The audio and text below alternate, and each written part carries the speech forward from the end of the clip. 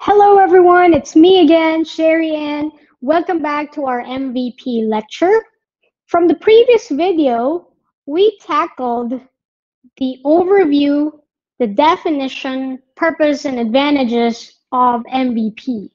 Before we proceed to the next part of this lecture, I'm going to pause and I'm going to ask the group a few questions.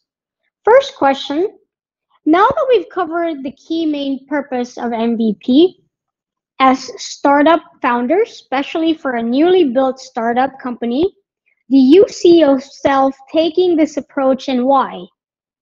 Second, having known the advantages of MVP for your startup, which among the four advantages do you see your company needing the most? Let's take a moment to go around the room and get a couple volunteers. All right, thank you for your participation. Now, let us proceed to our next topic, which is the benefits of MVP. The first benefit is when we take this approach, it is a little bit cheaper than building a complete product. So let's explain this further. Now, since everybody here today are on the same boat, we are all startup founders, and I'm sure everyone would agree that when we have a business idea, maybe when we came up with that business idea, the product that we're all here for, we are, all of you probably got so excited, right? And I'm sure everybody can relate to that. That moment when we have a new business idea, an idea of a product, we tend to be excited. And when we think of many things for that new product, we typically think about how can we make that product bright and shiny. Then we fall in this trap of building a complete product with lots of features that's not validated and that could cost us time and money. And there are many reasons why new products can be rejected on the market. It could be an absence of demand, competitive landscape, and so on. There is a chance we could spending a lot of money and time to build a product and still fail. But by building an MVP or taking this approach, we are able to avoid wasting resources. Building an MVP is a great approach for startups' budget. We get a chance to research, investigate, and get feedback from the market. This help ensures the bright and shiny idea that we had is truly what the customers need. Then this approach also helps us save money in both design cost and development cost because we are not having to develop functions and feature that may compromise the product anyways.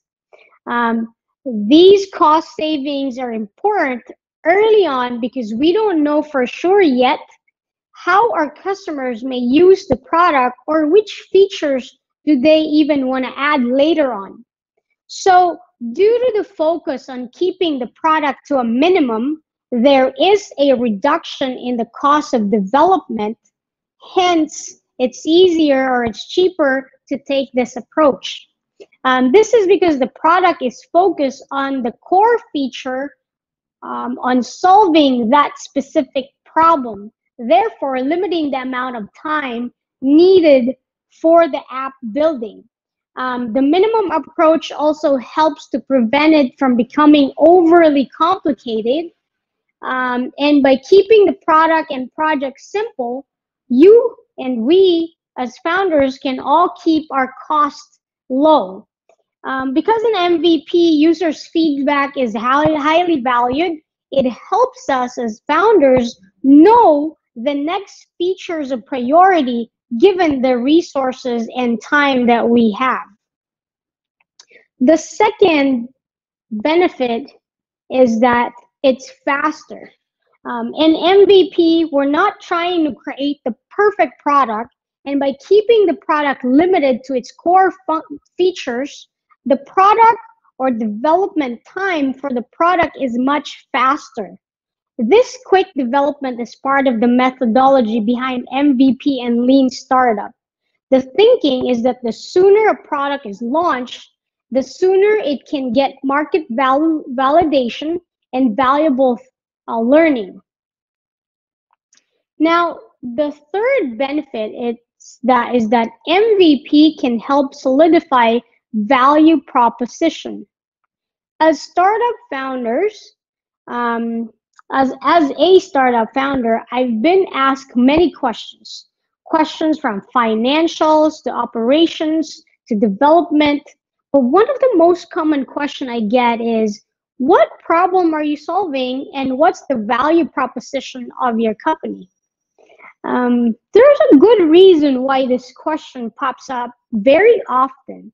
That's because the market reality is that many companies do very similar things in either business models and with the product itself. And our value proposition is what differentiates us from our competition. When we are creating an MVP, it compels us to define the value proposition.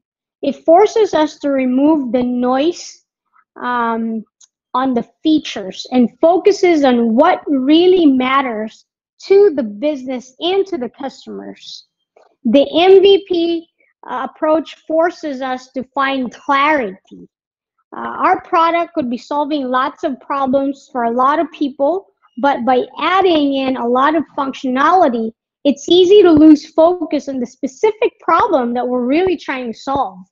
This clarity on the problem we're addressing and how it should be solving the customer's concerns will lead us to a very clear and powerful value proposition to our prospective customers. The other benefit of MVP is market validation. A big part of the MVP process includes learning and collecting users' feedback and opinions, and being able to access validated learning in the shortest time possible is a really great benefit of MVP. It is a very big help when coming up with new products.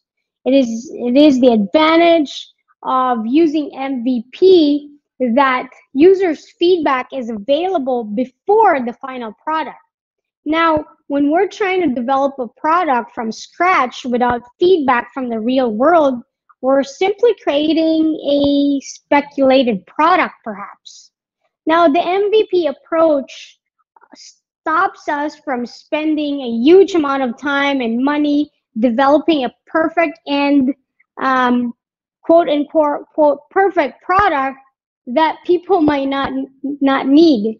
And by developing the MVP and releasing it to the market in a short time, we gain valuable feedback from our users early on.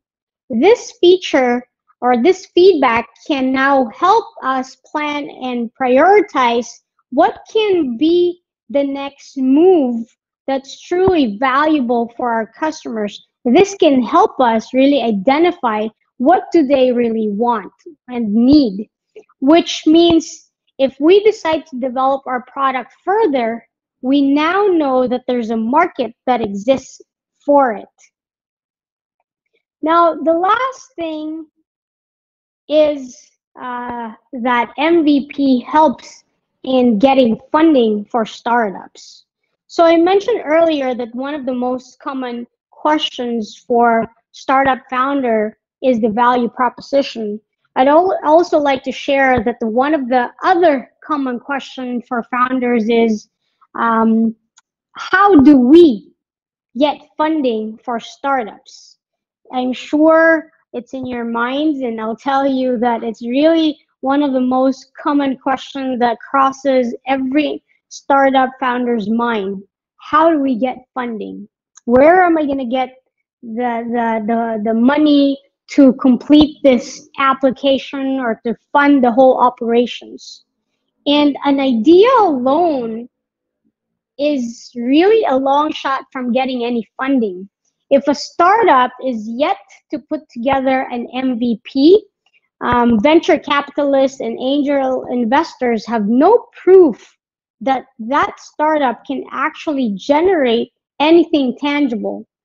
When a new startup has a working MVP product, this demonstrates to the investors that we're able to execute and deliver results, and then they can see a basic prototype of um, the idea that we have.